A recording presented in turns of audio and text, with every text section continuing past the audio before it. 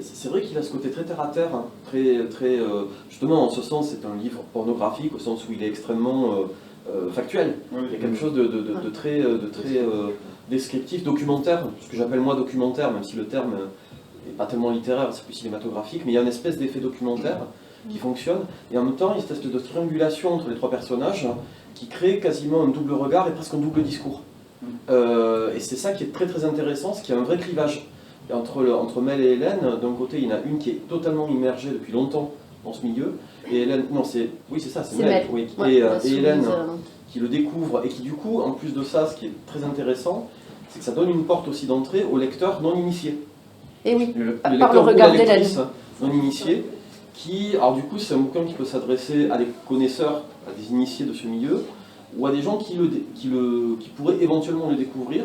Et c'est vrai qu'il y a cette espèce du coup de notion presque pédagogique entre parenthèses. On est prof, hein, d'accord. Donc c'est vrai qu'il y a une, c'est vrai qu'il y a cette espèce c'est très intéressant. La dialectique de ce bouquin est intéressante. Et je sais pas, est-ce que c'est quelque chose que vous avez qui vient de toi, que vous avez travaillé tous les deux? Est-ce que c'est quelque chose que vous avez réfléchi à l'avance? Dans mon souvenir, c'était déjà en germe dans les premières versions du manuscrit.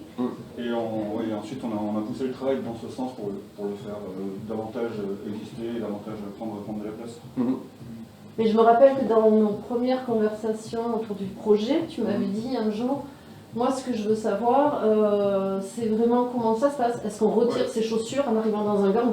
Est-ce qu'on se claque une bise en partant? Oui, des questions bêtes.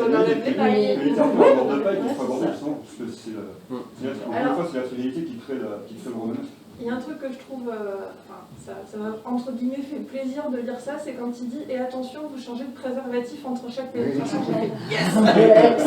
Enfin, quelqu'un qui le dit. Mais c'est des trucs qui s'entendent en réalité, donc pourquoi pas le mettre dans le livre? C'est vrai que j'ai essayé d'être très terre à terre, de dire clairement comment se passaient les choses, d'appeler les choses. Voilà, de dire les odeurs que l'on sent, voilà, vraiment. Pas d'utiliser de périphrases, d'images, pas de licence politique, vraiment ce qui se passe, c'est montré de façon simple à hauteur de voilà. C'est pas histoire d'eau. Non, voilà. Non.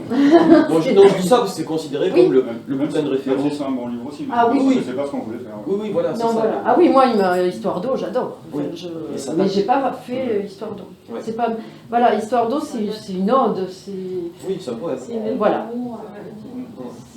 Mais là c'est pas un manifeste pour le BDSM, c'est pas non plus un pamphlet contre, c'est juste une histoire entre trois personnes, enfin ça je tiens à le dire, parce qu'il n'y a pas d'opinion.